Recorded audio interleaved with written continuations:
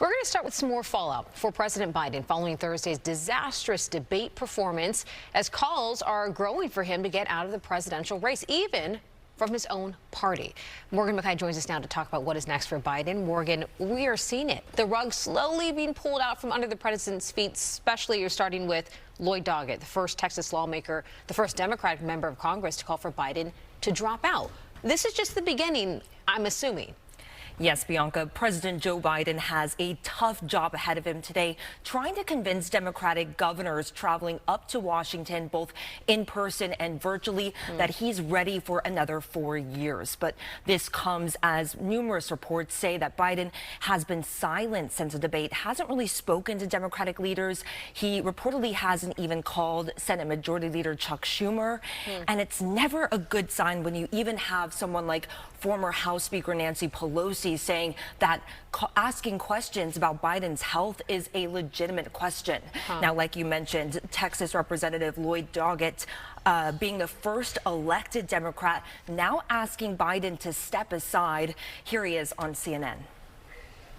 I remain hopeful that despite all the input from his own staff and perhaps from some family members, that he'll look at these numbers and realize that this is a hill just too high for him to climb and call on someone else.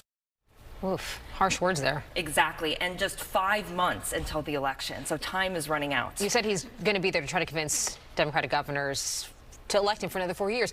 He has to try to make it to the next debate, which is September 10th. After that performance, a lot of people are saying there's no way, including the New York Times, because the article that we're going to be talking about, the title of it, Biden's lapses are said to be increasingly common and worrisome. And this is talking about people who have watched his performance behind the desk for the past couple of months. But depending on who you watch, you've seen this stuff for the past couple of years.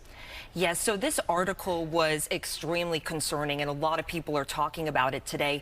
It accounts from numerous White House aides, even former European officials saying that, you know, it seems like the president seemed to lose his way a lot of the times. He seemed to forget where he was.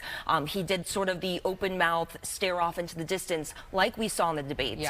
And the article also mentioned videos, and they showed videos of some of these instances where we see the president seeming to be confused. And it also details how, you know, one former official said that he couldn't imagine Biden being in a room with Russian President Vladimir Putin. And that is extremely concerning. Very much so. Another article came out this morning from the New York Times, and it said that Biden is also allegedly talking to key allies, saying that if he can't convince the public, then he might have to reconsider his campaign. Now, the White House did say that that's not true, but again, just very concerning, and Biden has a tough job for him today. Absolutely. You're running the most important country in the world.